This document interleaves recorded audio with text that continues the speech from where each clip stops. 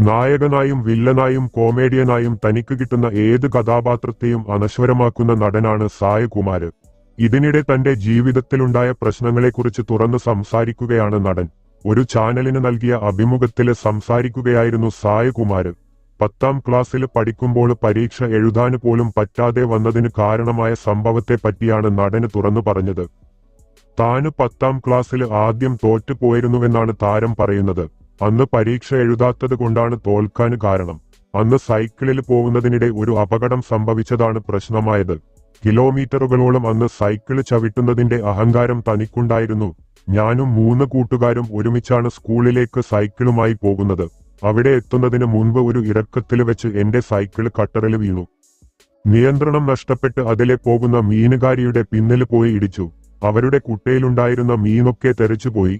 ആകെ പ്രശ്നമായി. അവര് വീണിടത്തു നിന്നും എഴുന്നേറ്റ് എന്നെ പ്രാകാന് തുടങ്ങി. മാത്രമല്ല അവരെയും കൊണ്ട് ആശുപത്രിയിലേക്കും മറ്റുമൊക്കെ പോകേണ്ടി വന്നതിനാല് അന്ന് പരീക്ഷ എഴുതാനും സാധിച്ചില്ല. അങ്ങനെയാണ് പരീക്ഷയില് തോൽക്കുന്നത്.